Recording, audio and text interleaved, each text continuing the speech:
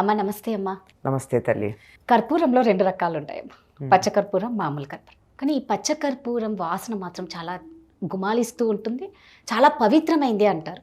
ఈ పచ్చ కర్పూరంకి మామూలు కర్పూరంకి ఏంటమ్మా తేడా? పచ్చకర్పూరం పూర్తిగా చెట్టు నుంచి వచ్చేదమ్మా. మామూలు కర్పూరం కూడా చెట్టు నుంచే వస్తుంది, కానీ ఇంకా రసాయనాలతో కూడా తయారయ్యేటటువంటిది ఉంది దాంట్లో. ఈ రెండింటికి ఉన్న తేడా ఏమిటంటే పచ్చకర్పూరం మంచులాగా మెలమెల దగదగగా మెరిసిపోతూ ఉంటుంది. మనం కర్పూరపు బిళ్ళలు చేసుకునేటప్పటికల్లా అందులో కొద్దిగా వ్యాక్స్ కలిపేటప్పటికి అది ఆ రంగు ఉండదు, కానీ ముద్ద కర్పూరంగా కనుక తీసుకున్నట్టయితే మెరుస్తూ కనపడుతూ ఉంటుంది. ఇది హారతి ఇస్తారు కనుక దీనికి హారతి కర్పూరం అంటూ ఉంటాం. ఇది పచ్చకర్పూరం అన్నది చాలా విలువైనటువంటిది, ఖరీదు కూడా ఎక్కువ. ఇది పచ్చకర్పూరం మామూలు కర్పూరం లాగా దగదగా మెరవదు, కొంచెం ఒపేక్ అంటారు. అంటే దాని నుంచి ఇలా చూస్తూ ఉంటే ఒకవైపు నుంచే కనపడుతుంది. మరి గ్లాసెస్ ఉంటాయి చూడ అద్దాలు, కొన్ని అద్దాల్లో ఇటు అటు తేడా లేకుండా ఇటు అట అన్నట్టు ఒకే అద్దం లేనట్టు కనపడదు. కాకుండా ఇటు నుంచి చూస్తే బయట ఉండే వాళ్ళకి లోపల వాళ్ళు కనపడరు, కానీ లోపల వాళ్ళకి బయట వాళ్ళు కనపడతారు, అట్లా అన్నమాట. అట్లా కొద్దిగా ట్రాన్స్పరెన్సీ తక్కువ ఉండేటట్టుగా ఉంటుంది. ఇది ఫ్లేక్స్గా బిళ్ళలుగా ఉంటుంది సహజంగానే.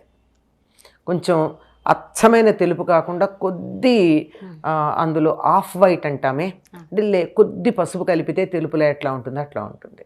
ఇది అలా పెట్టినట్టయితే ఆ కర్పూరం ఈ కర్పూరం కూడా ఉత్పతనం చెందుతాయి. ఉత్పతనం చెందడం అంటే గాలికే అవి ఆవిరైపోతాయి. అవి నీరు కారవు, ఏమవుతాయో తెలియదు, కింద ఏమీ మిగలదు.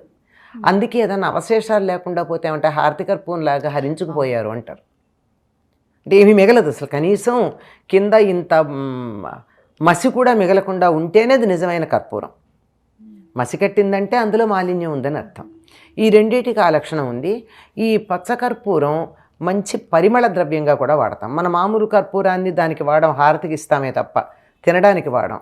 పచ్చకర్పూరాన్ని లోపలికి తీసుకోవడానికి కూడా వాడతాం.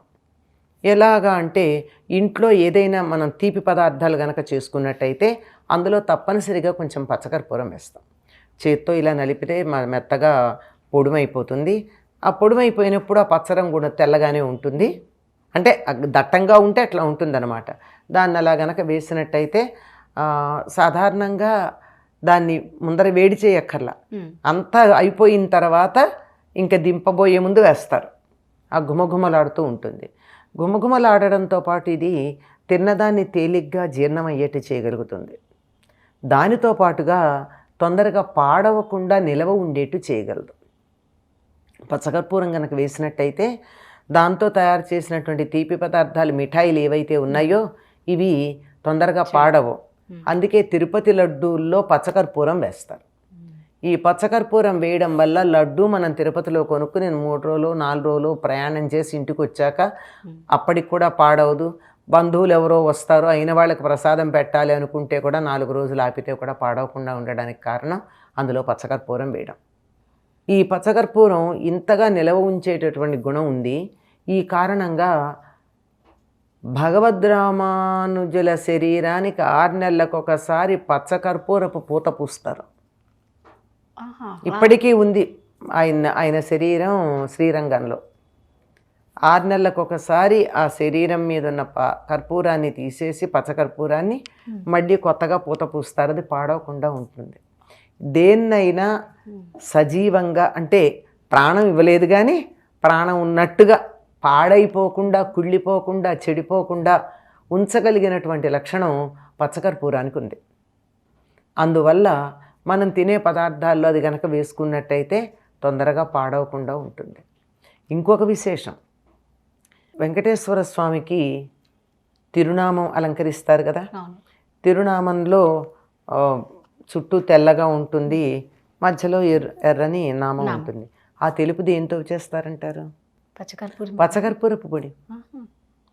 ఆ పచ్చకర్పూరపు పొడితోనే ఆయన తిరునామాన్ని అలంకరిస్తారు ఆయనకి. అంటే ఇప్పుడు మీరు మామూలు కర్పూరం అయితే తొందరగా హరిస్తుంది అంటారు, ఈ పచ్చకర్పూరం అయితే అలా ఉండదా అమ్మా? హరిస్తుంది, అది కూడా హరిస్తుంది. అంటే ఈ వారమే కదా, ఇప్పుడు మీరు కర్పూరం తీసి మంచి కర్పూరం, ఈ బిళ్ళలు కావు, అదే బిళ్ళలు కూడా కొద్ది కాలానికి హరిస్తాయి కానీ చాలా కాలానికి మంచి కర్పూరం తెచ్చి అక్కడ పెట్టేయండి, ఉండదు.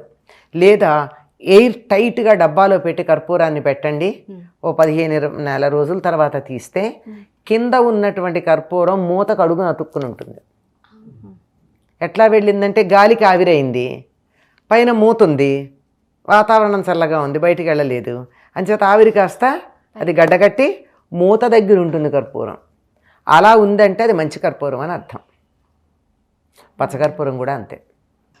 అందుకే మనం వంటల్లోకి తెచ్చుకున్న పచ్చకర్పూరాన్ని పూర్వకాలం చాలా కష్టపడి నిలవబెట్టేవాళ్ళు.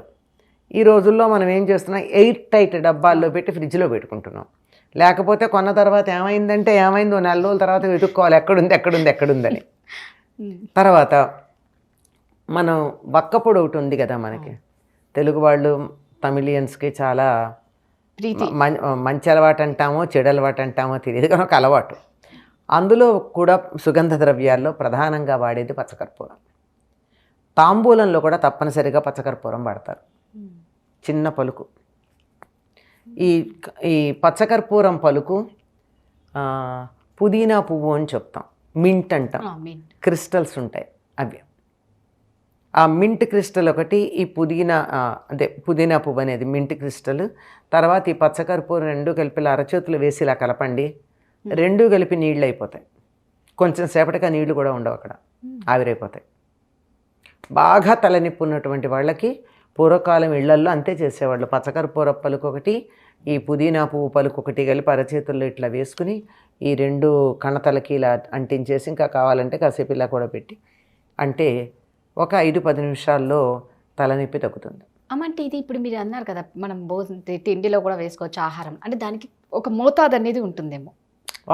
ఉండే వాళ్ళకి తెలుస్తుంది. మరీ ఎక్కువ వేస్తే ఘాటు ఎక్కువగా ఉంటుంది, ఎంత ఘాటున్నా వాసన అంతే ఉంటుంది.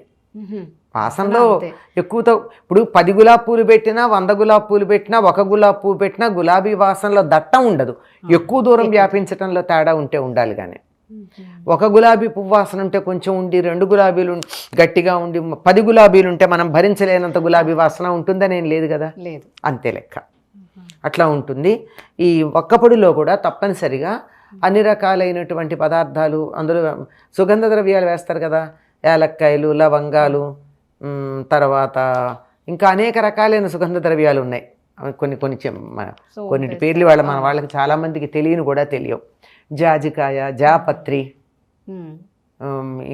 ఒక ప్రత్యేకమైనటువంటి లవంగం వేరే ప్రత్యేకం, ఇలాంటివన్నీ కలిపి చక్కగా మంచి నేతిలో వేయించి వాటిని పొడుంచేసి, ఆ పొడుము అలా ఉండగా ఈ పచ్చకర్పూరమును పుదీనా పువ్వు కలిసి నలిపేసి దాంట్లో కలిపేస్తారు. కలిపి అది ఒక పలుకుల్లో కలుపుతారు. ఇళ్లలో తయారు చేసుకునేవాళ్ళు పూర్వకాలం. ఇలా చేయడమే కాదు, అన్నం తిన్నాక తాంబూలం వేసుకునేటప్పుడు తప్పనిసరిగా పచ్చకర్పూరం వాడేవాళ్ళు.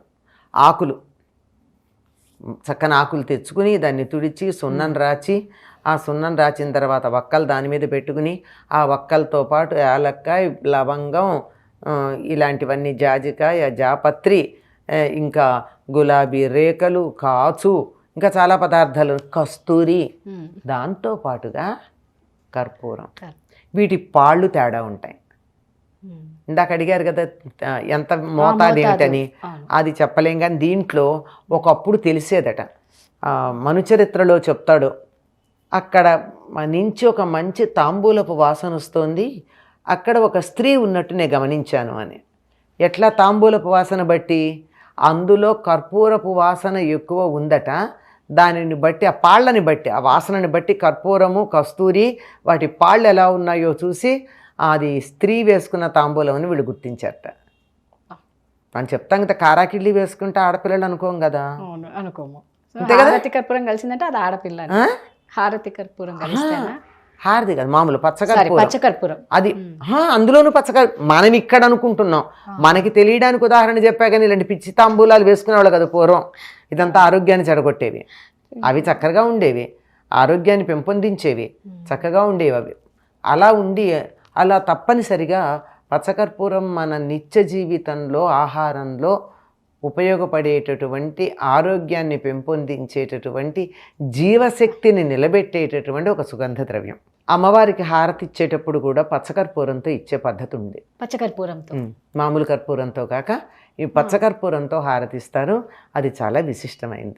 మనం ఈ శ్రావణ మాసంలో అమ్మవారికి శుక్రవారాలన్నా పచ్చకర్పూరంతో హారతిద్దాం అమ్మవారి అనుగ్రహాన్ని పొందడానికి. శుక్రవారం పూట్ల ఉదయం సాయంత్రం ఎప్పుడో ఒకప్పుడు, ఎప్పుడు పూజ చేస్తే అప్పుడు. చాలా చక్కగా చెప్పారమ్మా. ధన్యవాదాలు. ధన్యవాదాలు.